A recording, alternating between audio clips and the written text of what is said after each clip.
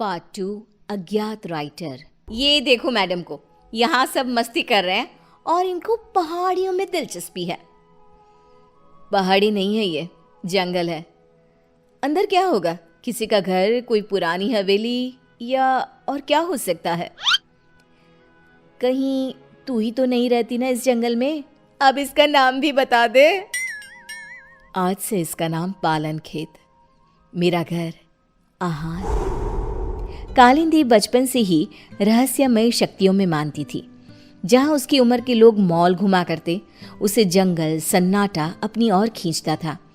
वो अपने सपनों को हकीकत से जोड़ने की कोशिश किया करती और अपने अनुभव को एक डायरी में लिखा करती थी, जिसके कारण उसके बेंचमेट उसका बहुत मजाक उड़ाया करते थे। फिर से कुछ लिखने बैठ गई तू? कितनी बोरिंग है रे तू। उफ। बस रुकती है और सभी नीचे उतरते हैं। वाटरफॉल के पास का नज़ारा बहुत ही खूबसूरत होता है। सब अपनी अपनी फोटोज लेने में लग जाते हैं, पर कालिंदी वाटरफॉल के नदी के बहाव को देखती रहती है। नीचे उतरना है क्या? उतर जा। सुष्मिता की बात पर कालिंदी चिढ़ जाती है और नदी के बहाव के साथ चलती हुई उसी जंगल में पहुंचती है जिसको उसने पालन खेत नाम दिया था। अंदर एक बहुत खूबसूरत सी हवेली होती है। वो अंदर क्या देखती है? एक औरत काले कपड़े में बैठी एक कुंड में आहुति दे रही है। ओम फट स्वाहा, ओम फट स्वाहा। वो औरत हवा में हाथ घुमाती है और उसके हाथ में अपने आप कुंड में डालने की आहुति आ जाती है। कालिंदी इसके पहले कि कुछ सोच पाती, उसका फोन बज जाता है।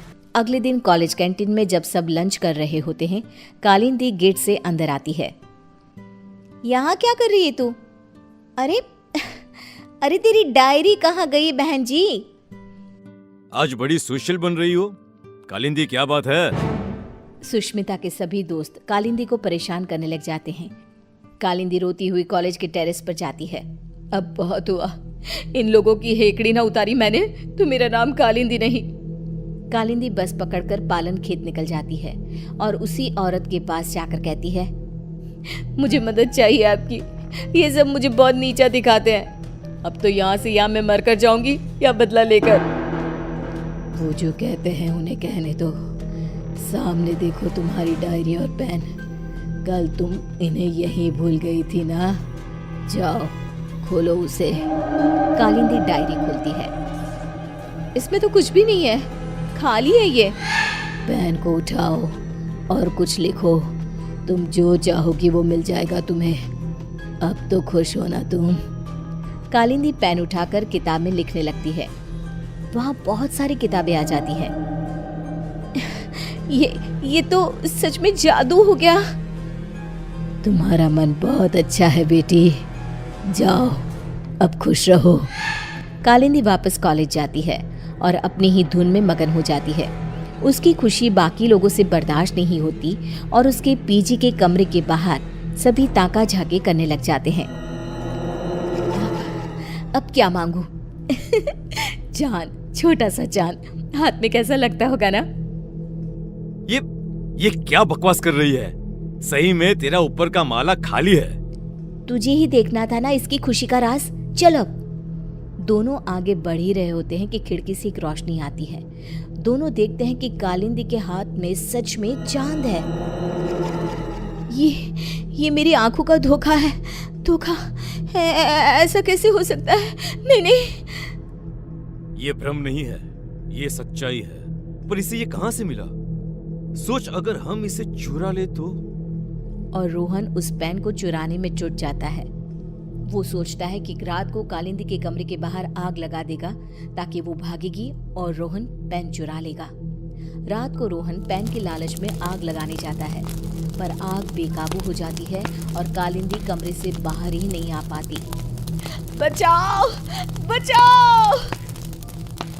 कालिंदी मर जाती है। मंदाकिनी को कालिंदी की मौत का एहसास हो जाता है। मार डाला उन्होंने मेरी भोली बच्ची को, अब कोई नहीं बचेगा। यहाँ आ बेटा, मेरे पास आ कालिंदी। कालिंदी की आत्मा वहां आकर अपना गुस्सा दिखाती हुई कहती है, हे सारी शक्तियों के देवता, अगर मैंने कभी भी किसी का भला चाहा हो तो मैं अपने सभी अच्छे कर्मों के बदले इंसाफ चाहती हूँ। इस अग्नि में अपनी आत्मा की आहुति देते हुए तुझे विनती करती हूँ कि मुझे एक ऐसी आत्मा बना दे, इतनी बुरी और शक्तिशाली, जो अपने गुनहगारों को तड़पा तड़पा कर मारे। ये कहकर कालिंदी की आत्मा आग में समा जाती है और आग से निकलकर कालिंदी के गुस्से से पैदा हुई आत्मा उसके पैन में समा जाती है। और फिर शुरू होता है मौत का खेल। सुष्मिता अपने कमरे में सो रही होती है। रात को उसका फोन बजता है। It's me, Rohan. दूसरे नंबर से कॉल करना पड़ा। तुम कॉलेज के पीछे वाली पहाड़ी पर आओ, मुझे तुम्हें कुछ बताना है। इसके पहले कि सुष्मिता कुछ बोल पाती, फोन कट हो जाता है। सुष्मिता नाइट ड्रेस में ही भागते हुए कॉलेज के पीछे की पहाड़ी पर जाती है। जंगल की धूत अंधेरे में दिखता है वो चमकता हुआ पेन। मान गए रोहन, तुम्हें आखिरकार पेन मिल ही गया। सुष्मिता पेन उठाने जाती है कि पेन में से कालिंदी की आत्मा बाहर निकलकर सुष्मिता को पहाड़ी के ऊपर से नीचे धक्का दे देती है। ये तो बस शुरुआत थी, सब मरोगे। और वही होता है, जिसने भी कालिंदी को दुख दिया था सब मर जाते हैं। पर आत्मा अब इतनी क्रूर हो चुकी थी कि वो रुकती ही नहीं। अब पेन और ज्यादा खून की प्यासी हो गई थी। एक दिन 16 साल का एक लड़का करण नदी के किनारे बैठा हुआ होता है। एक चमकती हुई पेन उसका ध्यान अपनी ओर खींचती है।